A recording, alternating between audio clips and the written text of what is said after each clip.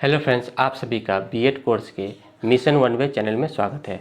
दोस्तों, आज हम लोग बात करेंगे कोर्स 8 में नॉलेज एंड करिकुलम पेपर में ज्ञान का निर्माण किस प्रकार से होता है, इसके बारे में आज हम लोग बात करेंगे। यानी कंस्ट्रक्शन ऑफ नॉलेज क्या होता है, इसके बारे में आज हम लोग बात करेंगे। ठीक है, ये बीएड सेकेंड ईयर या सेकेंड सेमेस्टर का टॉपिक है।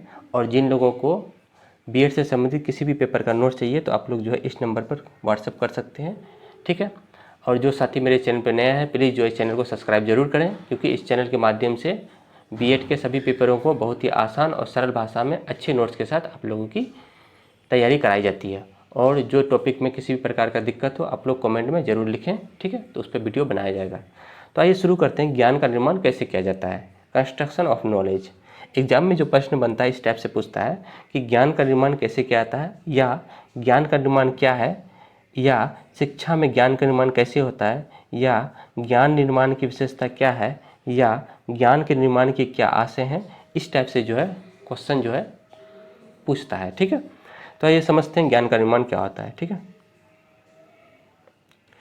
इसका अर्थ देखते हैं। ज्ञान का निर्माण एक सक्रिय प्रक्रिया है। ज्ञान का निर्माण क्या है, एक सक्रिय प्रक्रिया है।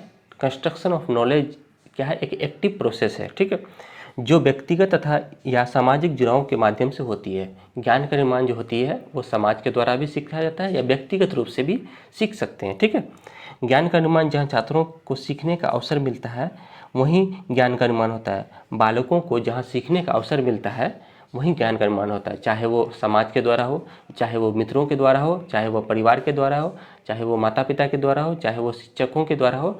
तो जहाँ उन्हें सीखने का अवसर मिले वहाँ जो है उन्हें ज्ञान का निर्माण होता है।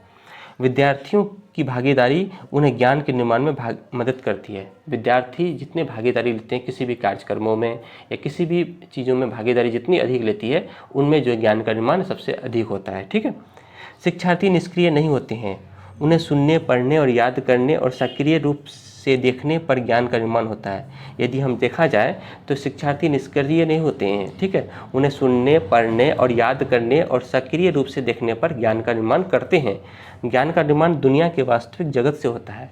ज्ञान का निर्माण यदि करना हो तो उनके वास्तविक जगत से होता है, जहाँ अनुभव, कल्पना, चिंतन, भागीदारी के निर्माण से ज्ञान का निर्माण होता है। जहाँ विद्यार्थियों के अनुभव, कल्पना, चिंतन, भागीदारी से ज्ञान का उनके अंदर में क्या होता है, निर्माण होता है। ठीक है, तो ये तो है मेरा टॉपिक मेरा क्या था, ज्ञान का निर्माण करना था। ज्ञान का निर्माण कैसे होता है, अनुभव के द्वारा होता है, चिंतन के द्वारा होता है, भागीदारी के द्वारा होता है। ठीक है, ज्ञान का निर्माण हमारे मस्तिष्क में होता है। ज्ञान का निर्माण जो होता है वो कहाँ होता है, हमारे मस्तिष्क में होता है। ठीक है, जो इंद्रियों के माध्यम से करते हैं, जो हम इंद्रियों के माध्यम से, हमारी 5 इंद्रियां हैं, आँख, नाक, कान, जीभ और त्वचा।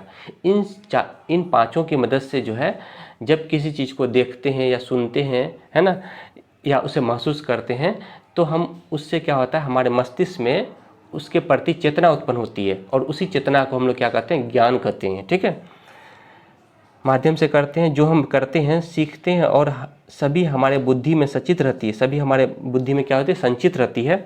यह अनुभव व्यक्तिगत तथा सामाजिक वातावरण में सहज या अनुभव में होती है। ज्ञान का निर्माण लोगों के पूर्व ज्ञान पर होता है। ज्ञान का निर्माण शिक्षार्थियों के आत्मनियमन और आत्म जागरूकता का विकास भी को बढ़ावा देता है। ज्ञान का निर्माण से जो है व्यक्तियों में आत्म भावना, आत्म जागरूकता का भी विकास होता है। तो यहाँ पे हम लोग ज्ञान का निर्माण को देखें कि ज्ञान का निर्माण जो होती है वो इंद्रियों के माध्यम से होती है। जहाँ इंद्रियों के माध्यम से जिन अनुभवों को हम ग्रहण करते हैं तो वहाँ हमारे मस्तिष्क में एक किसी प्रकार की चेतना उत्पन्न होती है, उसी चेतना को हम लोग ज्ञान कहते हैं। ठीक है, अब हम लोग आगे बढ़ते हैं। परिभाषाएँ, कुछ ज्ञान की परिभाषाएँ ज्ञान निर्माण के दिया है। एक है शर्मा एवं बोरोलिया के अनुसार, ये परिभाषा दिया था क्या, ज्ञान के निर्माण का तात्पर्य सूचनाओं का प्रबंध, संगठन एवं पुनः प्राप्ति की प्रक्रिया से है, जिसमें विज्ञान, तकनीकी, दर्शन एवं सामाजिक व्यवस्थाओं से संबंधित तथ्यों को सरलीकृत रूप में प्रस्तुत किया जाता है। ठीक है, ये बात कहती है शर्मा एवं बोरोलिया के अनुसार। ठीक है,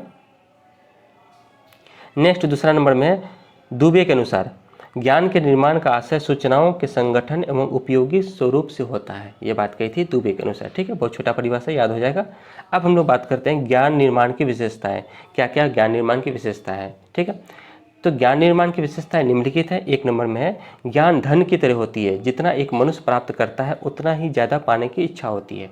ज्ञान को जो है एक धन के समान माना कहते हैं कि जैसे आदमी को धन संचय करने की लालसा होती है ना, मनुष्य धन को जितना अधिक पाना चाहते हैं, तो उसी तरह जो है ज्ञान एक मनुष्य प्राप्त करता है उतना ही अधिक पाने की उनके अंदर में क्या होने लगती है, इच्छा होने लगती है।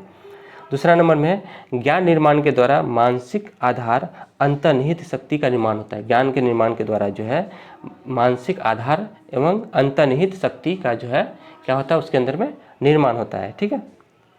तीसरा नंबर में है ज्ञान निर्माण के द्वारा एक अच्छे समाज का निर्माण होता है। ज्ञान निर्माण के द्वारा जो है क्या होता है, एक अच्छे समाज का निर्माण होता है, क्योंकि जिस समाज में अगर अच्छे बुद्धिजीवी लोग जो रहते हैं, जो अच्छे ज्ञानी लोग रहते हैं, तो उसमें जो है उस समाज का जो है तेज़ी से विकास होता है। ठीक है। चौथा नंबर में है ज्ञान निर्माण के द्वारा अच्छे विचारों का निर्माण होता है। ज्ञान का निर्माण जो होता है वो अच्छे विचारों का भी निर्माण होता है।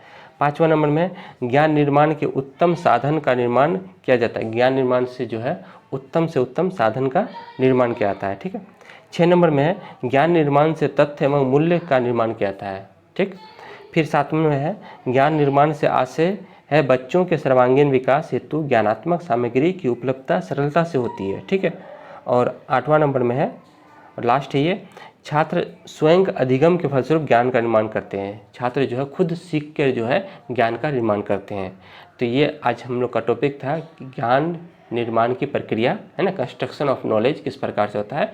तो हम लोग को ये समझना है कि ज्ञान का निर्माण अनुभवों के द्वारा, चेतना के द्वारा है ना, संवेदनाओं के द्वारा जो है हमारे मस्तिष्क में ज्ञान का निर्माण होता है। ये एक सक्रिय प्रक्रिया है। ठीक है।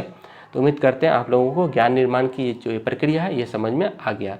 इसी तरह से मेरे चैनल पे बने रहे। फिर हम लोग नए वीडियो में नए टॉपिक के साथ मिलते हैं। तब तक के लिए धन्यवाद।